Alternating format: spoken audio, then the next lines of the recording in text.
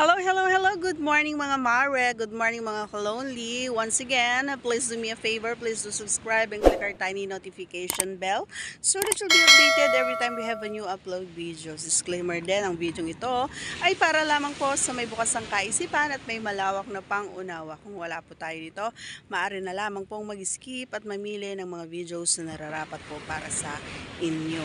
At ang ating pag-uusapan naman ngayon mga idol ay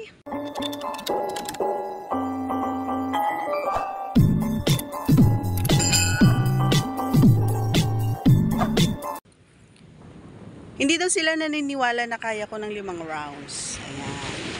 Gaya nga ng sinabi ko, depende kasi doon sa performance ng partner natin. Aanhin mo yung 5 rounds kung hindi, alam mo yon, may mga nag-ES kasi na hindi nila isinasa puso kumbaga yung ginagawa nila. Kaya minsan may mga maririnig tayo na hindi, alam mo yon, yung nakakagulat. Katulad ng yung pag-ungol ng isang babae, kapag sobrang lakas, parang hindi totoo yon. Lalong-lalo na kung napakasimple lang naman yung ginagawa mo, yung nandun ka lang naman sa ibabaw niya and then kumakadyot ka, 'di ba? So grabe, akala mo yung boses niya ay abot hanggang bakla. Bakla talaga. 'Di ba? So yun yung mga bagay na magugulat ka na lang bakit ganon yung nangyayari.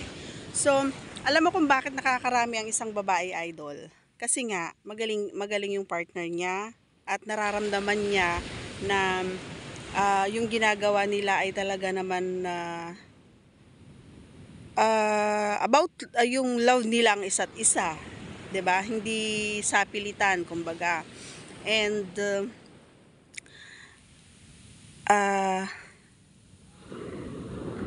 ang babae kasi kapag malakas yung instinct niyan. Oo, alam niya kapag yung partner niya ay nagmamadali, alam niya kung yung partner niya ay alam mo yon, yung hindi galing dito kundi galing lang dito yung ginagawa niya sa babae. Alam namin 'yan. So, doon pa lang sa umpisa na pag-alis mo pa lang ng ay alam na namin yan kung nagmamadali ka or yung nagtatrabaho ka muna, niruromansa mo muna, yung mga ganong bagay.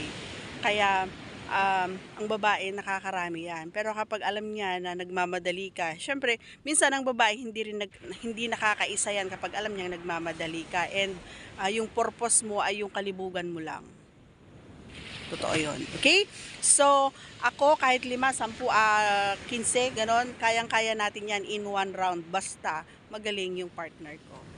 Kayang-kaya ko yun. Kasi hindi lang naman na hindi lang naman na kapag ipinasok si Junjun doon kay Pipay, lalabasan. Hindi. Sa pakikipag-kissing scene, sa pakikipag romansa, habang kinakain mo siya, habang hinihimas mo siya, nilalabasan ang babae. Pero hindi katulad, syempre iba pa rin yung kapag nakapasok si Pipay doon kay Junjun. Yon, okay? So malaking pagkakaiba yon. So that's all for today's video mga idol. Please do again a favor. Please do subscribe and click our tiny notification bell para ma-update tayo pag meron tayong mga new upload videos. Okay? Thanks for watching mga Kalonely. Bye!